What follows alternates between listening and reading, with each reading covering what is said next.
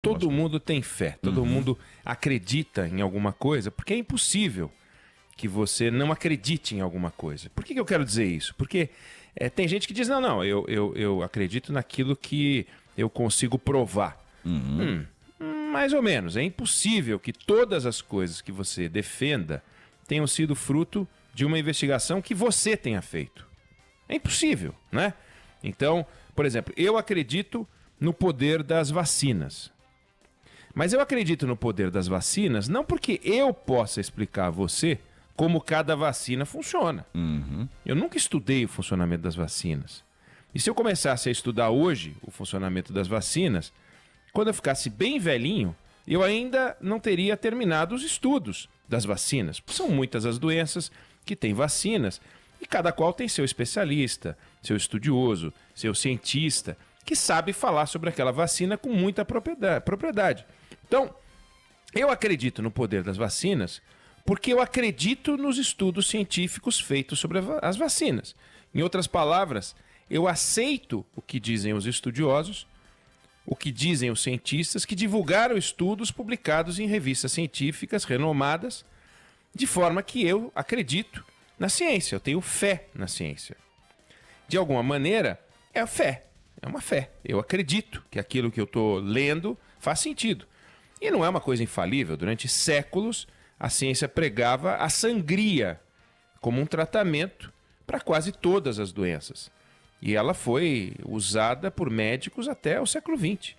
O paciente era cortado, o sangue escorria, ele quase desmaiava, e assim você, entre aspas, curava, tratava as doenças do ser humano. O George Washington, que foi presidente dos Estados Unidos, ele morreu numa sangria, tinha uma dor de garganta. Então, a ciência erra, ela não é infalível, mas a ciência, ela aprende com seus erros, ela não se abraça a uma fé cega. E essa busca da correção de rumo, de uma nova explicação, para resolver um buraco que ficou na explicação anterior, né, é o que faz com que eu tenha fé na ciência e que a ciência consiga alimentar essa minha fé, né? Por exemplo, eu acredito que o aquecimento global é um problema sério, mas eu não posso dar uma palestra sobre aquecimento global. Não tenho condições. Você pode fazer um clipping, né? Pois é. Eu confio nos cientistas quando eles dão a idade do homem na Terra, quando eles dão a data do Big Bang. Eu acredito. Como é que eu posso discutir, né? O nome disso é fé. Todo mundo tem fé. Agora, baseado nessa fé científica, a gente toma decisões embasadas. Elas podem ser furadas lá na frente, mas no momento em que elas foram tomadas, tinha uma explicação. Então, quando você decide escorar as suas decisões em algo que tem uma explicação científica, você tem lógica, mas ela tá escorada numa fé, numa crença, não é uma crença vazia, né? Um saco vazio. Quando você, no entanto, resolve tomar decisões baseadas numa fé que não é científica, nós podemos ter um problema. E quando você resolve tomar decisões baseadas numa fé que não é científica para os outros, aí nós temos um problema grave. É o caso do presidente Jair Bolsonaro com a cloroquina. Como você vai explicar a adoção, a devoção, a fé do presidente Jair Bolsonaro no poder da cloroquina? Por um lado, você pode chamar de obsessão. Obsessão sem fundamento, porque ele quer adotar a cloroquina, não para ele. O doidão lá de cima, o Donald Trump, está tomando cloroquina preventivamente. Ele está usando no corpo dele. É uma discussão que está sendo feita nos Estados Unidos. Como é que o presidente americano, que tem um serviço secreto, um serviço de segurança para cuidar da segurança dele, para evitar ataques à integridade da sua vida, como é que o serviço secreto pode fazer alguma coisa quando o presidente abre uma cartelinha e enfia um remédio dentro da boca, né? É uma discussão lá. Pô, a gente não vai conseguir proteger o presidente dele mesmo, não tem jeito. Só que aqui a discussão é outra.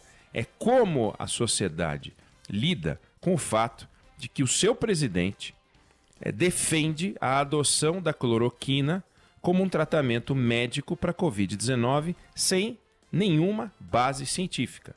Ele ouviu cantar o galo, no caso não é um galo, é uma águia americana, que é o guru dele, e passou a repetir esse troço, cloroquina, cloroquina, cloroquina, cloroquina.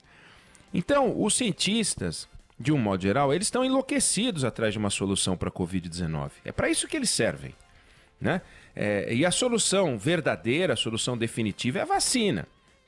Tem vários estudos, vai sair uma vacina, mas vai levar de 1 ano e meio a 2 para que a gente possa ir no posto da esquina e o Ministério da Saúde dizer assim, olha, agora começou a campanha de vacinação para a Covid-19, mulheres grávidas, pessoas acima de 60 anos, crianças até...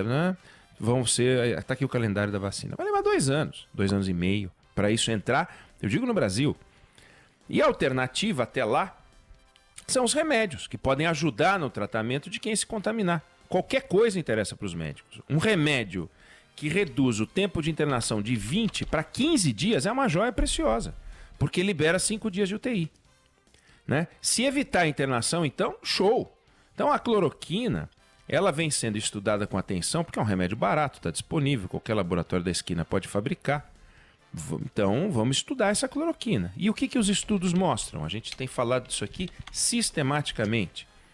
Torcendo para que surja um primeiro estudo mostrando o contrário, um segundo e um terceiro, e na torcida. Mas esses estudos não estão disponíveis, eles não existem, estudos que mostrem que ela funciona. O que existem são estudos mostrando que ela não funciona. E nos últimos dias saíram 4, a gente noticiou isso aqui ontem até, mostrando que a Covid-19 não diminui, não muda com a cloroquina. Saíram 4 trabalhos, um deles pegou pacientes hospitalizados e viram que ao dar a hidroxicloroquina não houve uma menor taxa de intubação ou de morte de paciente. 1.500 pacientes.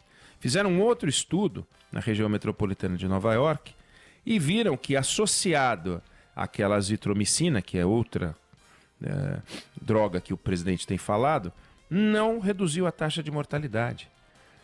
É óbvio que os cientistas adorariam que desse o resultado contrário. Aí saiu um terceiro, e saiu um quarto, e 4 estudos publicados em revistas científicas. Essas revistas são muito rigorosas para publicar um estudo. Não é uma coisa qualquer, chega lá, faz um estudo, eu fiz um estudo. E peguei 4 pacientes e 3 tomaram cloroquina, funcionou. Não é assim. Não é assim que funciona. Então, com base em que informação o presidente da República pode defender a cloroquina? Com as informações da Polícia Federal? Com as informações do GSI? Da onde vêm as informações do presidente? O presidente que vive falando, precisamos de informações de inteligência, da inteligência. Qual é o departamento de inteligência do governo que está abastecendo o presidente com informações exclusivas que a comunidade científica mundial não tem para ele sustentar a cloroquina? Fé? Paixão? Devoção? Obsessão? O presidente da República, a mais alta autoridade do poder executivo de um país presidencialista, evidente, está defendendo o uso de um medicamento ao arrepio de qualquer estudo científico sério, e isso é tratado como uma coisa normal. Não é normal. Nós temos um problema sério. E o que é isso, então? É só uma obsessão? Ele realmente está com uma obsessão? Ou a cloroquina ele está apresentando como uma ferramenta de campanha? A cloroquina como uma espécie de receita ao povo brasileiro, uma versão pandêmica da carta ao povo brasileiro, quando Lula quis convencer a sociedade que rezava pela cartilha da economia de mercado e de repente ele diz, não, eu vou abraçar aqui uma solução, porque eu estou fora das políticas de isolamento, que eu sou contra. Eu não tenho como produzir ou resolver o problema da saúde, então eu vou defender um negócio que vai ficar no imaginário das pessoas, mas é uma coisa tão forte que nas redes sociais tem defensores apaixonados da cloroquina também. E pessoas que levam cartazes para a rua defendendo o uso de cloroquina. Mas com base em quê? Cadê o estudo? Cadê o levantamento? O presidente da República está torrando dinheiro público, mandando as Forças Armadas, o Laboratório Químico Farmacêutico do Exército, produzir cloroquina. Vem cá, quando a Dilma começou a brincar com dinheiro público, esse negócio terminou mal. Como é que tudo bem o presidente chegar e passar a aumentar a produção de cloroquina e determinar o aumento de produção de cloroquina nos laboratórios oficiais? Vem cá, isso não é fake news? Onde é que está a verdade por trás dessas coisas? Cabe a um presidente fazer algo parecido? Um chefe de Estado mostra a sua capacidade de liderança no momento de crise. É fácil ser presidente em céu de brigadeiro, qualquer um é. Vamos lembrar, o Lula pegou o Brasil fora da crise. A crise ficou toda no governo Fernando Henrique, que é verdade, e depois no governo da Dilma, mas ele pegou uma janela maravilhosa. No governo dele a economia cresceu. Mesmo com um monte de estrepulia que ele fazia, que ele patrocinava na Petrobras, aquela lambança que a gente viu. Tá ali o petrolão para mostrar o que foi o governo Lula. Mas era tão forte a economia mundial, a China crescia tanto, os produtos brasileiros eram exportados em volume extraordinário, que nada parecia parar o Brasil. O Brasil parecia ser um país extraordinário. E não era um país extraordinário. Vivia um momento extraordinário da economia mundial. Até o Lula conseguiu ser presidente patrocinando estrepulias e o Brasil cresceu. Aí chega o Bolsonaro e ele pega fogo na Amazônia, ele pega petróleo nas praias e daí ele pega pela fuça uma Covid-19. E aí ele tá perdido, não sabe para onde ir. Aí ele começa a defender a cloroquina, começa a defender a Suécia, o modelo sueco de abertura. Agora a Suécia já está fazendo autocrítica. A opção sueca por manter a economia funcionando simplesmente matou por milhão de habitantes 4 vezes mais do que Noruega, Finlândia e Dinamarca, os países vizinhos que adotaram políticas restritivas. Se você tem um chefe de Estado que não se curva à ciência, que demonstra que a cloroquina não funciona, infelizmente, lamentavelmente, que insiste em defender um modelo de abertura que nenhum lugar adotou e quem adotou quebrou a cara, a começar pela Suécia. O que chefe de Estado você tem? Um chefe de Estado que se recusa a sentar com os governadores diz que agora na quinta-feira se reúne com os governadores. Estamos na torcida. Eu faço voto, sou o maior torcedor. Eu quero que conversem. Ontem a gente rodou, né? A gente teve um editorial no Jornal da Band. Não sei se passou hoje já, eu não vi a programação. Agora há pouco. Uhum. Pronto. Uhum. Defendendo o seguinte, chega, gente, vamos trabalhar. O número 1 desse chega é o presidente Jair Bolsonaro.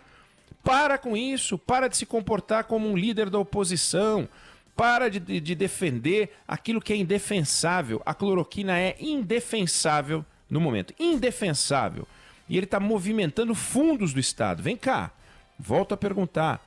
O último que movimentou fundos do Estado ao arrepio da lógica, da lei, etc., caiu. Não pode fazer uma coisa dessa. E ele está lá cloroquinando, suecando. Não faz sentido. Então, é importante que a fé que o presidente seguramente tem e a fé que o povo brasileiro seguramente tem, dialoguem uma fé com a outra. E a fé que o povo tem é a fé de que seu líder maior, seu chefe do poder executivo, está tomando decisões sensatas, decisões embasadas, decisões fundamentadas em coisas que ele possa explicar e não em coisas que ele não possa explicar. Então a pergunta que eu queria deixar no ar, sem a resposta, porque infelizmente eu não tenho, é: com base em que o presidente está adotando as suas decisões? O presidente que não usa máscara, o presidente que promove aglomeração, com base em que ele está defendendo a cloroquina e a abertura da economia de um jeito estabanado? Essa é a pergunta que eu queria deixar no ar e nós precisamos começar a cobrar o presidente para dar uma resposta dessa. Dê os fundamentos, presidente. Um pedacinho de papel, 5 linhas, não mais do que isso. Eu defendo a cloroquina com base nestes fundamentos científicos. Eu defendo a abertura com base nesses fundamentos. Agora, dizer que defende a abertura da economia porque o país vai quebrar se não tiver abertura, eu concordo, assino embaixo, mas isso não é bastante. Eu quero saber o seguinte: como fazer? O que o senhor defende? A abertura, simplesmente, eu defendo também, né? Agora, quero saber como. Abertura racional, com base em quê? O que vai abrir antes? Pega as aberturas dos outros países, é inacreditável como eles estão fazendo, é caso a caso, ponto a ponto, isso pode, isso não pode. Não tem assim. Atenção, gente, 5, 4, 3, 2, 1, Black Friday, pá! E abre, todo mundo sai das suas casas enlouquecido, vamos pra festa, hoje vai ter arraiá e o diabo. Não é assim que funciona. Em nenhum país foi e não será no Brasil. Vai ser uma coisa faseada, difícil, complicada. Vai precisar de líderes, líderes, líderes. Cadê o nosso líder? Cadê o número 1? O que ele pensa? Como é que ele defende os seus pontos de vista? Nós vamos começar a cobrar do presidente, perdão, não apenas que se posicione, porque isso não precisa cobrar, que ele se posiciona 3 vezes por dia, mas que comece a defender, fundamentar os seus pontos de vista.